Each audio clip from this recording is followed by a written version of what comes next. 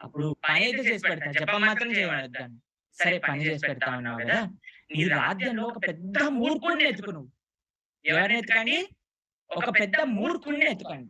మూర్ఖుడి చేతిలో ఒక కర్ర ఇచ్చి, మొత్తం రాజ్యం అంతా కూడా తిప్పుతూ ఉండు నాయనా ఈ పని చేసి పెడతావా అంటే, ఇలాంటివి ఏదైనా చెప్పండి నేను బ్రహ్మాండంగా చేస్తా. నా జోలికి మాత్రం రాకండి. ఇప్పుడు భటుల్ని చెప్పారు. అయ్యా ఈ రాజ్యంలోనే అన్నిటికంటే పెద్ద మూర్ఖుడిని వెతికి తీసుకొని రండి అని చెప్తారు. సరే అని వాళ్ళు వెళ్తారు వెతకడానికి. ఒక దగ్గర ఒక పెద్ద బావి ఉందండి. ఆ! బావిలో నిండుగా నీళ్లున్నాయి. ఒక వ్యక్తి ఏం చేస్తున్నాడో తెలుసా అండి? ఒక చిన్న గ్లాస్‌లో నీళ్లు పట్టుకొని, ఒక చిన్న స్పూన్‌తో ఇలా పోసుకుంటున్నాడన్నమాట తలపై.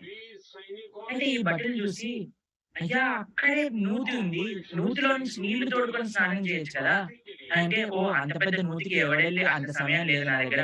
అంత పెద్ద నూతిలో అన్నన్ని నీళ్లు తీసుకొని ఎవడు స్నానం చేసేది? ఇక్కడ ఉన్నాయి కదా గ్లాస్‌లో నీళ్లు. ఆ నీళ్లు, ఈ నీళ్లు ఒకటే కాబట్టి నీళ్లు పోసుకుంటున్నా" అని అన్నాడు. అయితే వీళ్ళకనిపించింది వీడు మాత్రం మంచి మూర్ఖుడిలా ఉన్నాడు. వీడే రాజుగారు చెప్పిన మూర్ఖుడు అని వీడిని తీసుకెళ్ళి రాజుగారి ముందు పెట్టి, "అయ్యా! ఈయన బ్రహ్మాండమైన మూర్ఖుడండి. మీరు ఎతికే మూర్ఖుడు" అనగానే, మంచి పని చేశారు. ఈ కర్ర ఇయ్యండి. రాజ్యం అంతా తిప్పండి."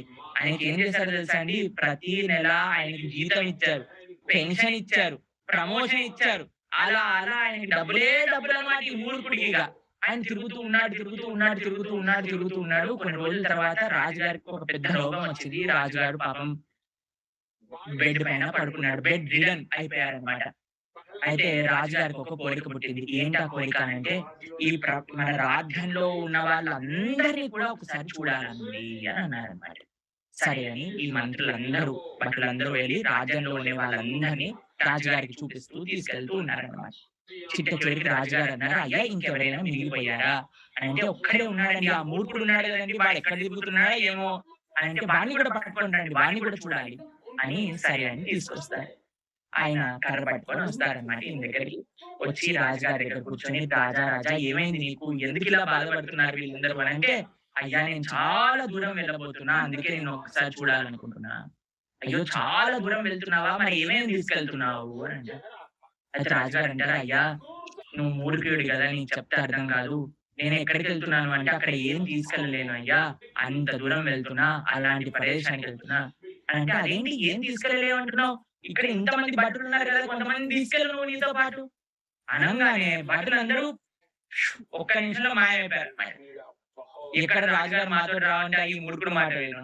తర్వాత రాజుగారితోటి ఈ మూర్ఖుడు అన్నాడు, "అయ్యా! నువ్వు ఇన్ని డబ్బులు సంపాదించావు గదా! మొత్తం జీవితం అంతా కష్టపడి కొన్ని డబ్బులు తీసుకెళ్ళయ్యా." అనంటే రాజుగారు అంటారు, "అయ్యా!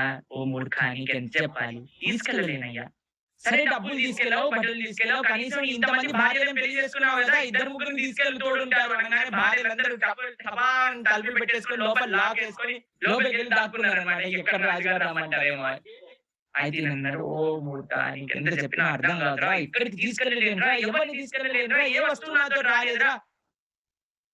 "సరే నువ్వు ఒక పని చెయ్యి. నువ్వు కూడా ముసలివాడివైపోయావు. నీకు కూడా రిటైర్మెంట్ కావాలి.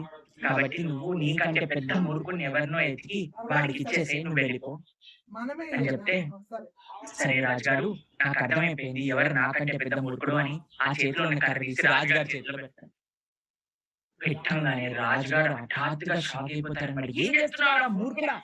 ఏంటి నువ్వు ఇలా చేస్తావా? నా చేతిలో పెడతావా? నీకంటే పెద్ద మూర్ఖుడి చేతిలో పెట్టమంటే" అనంటే, "అయ్యా! నా జీవితంలో నీకంటే పెద్ద మూర్ఖుడిని నేను చూడలేదు. జీవితం అంతా రాణుల కోసమని, జీవితం అంతా రాజ్యం కోసమని, జీవితం అంతా డబ్బుల కోసమని, జీవితం అంతా నీ శరీరం కోసమని ఖర్చు పెట్టి పని చేసి చిట్ట చివరికి ఏం తీసుకెళ్ళని పోతున్నావు అంటావు, బాధపడుతున్నావు. నీ జీవితం ఏంటయ్యా? నువ్వు చేసిన సమయం అంతా వృధా. కాబట్టి నువ్వే పెద్ద మూర్ఖుడివి. కాబట్టి కర్ర పట్టుకో" అని ఇచ్చేసాడు.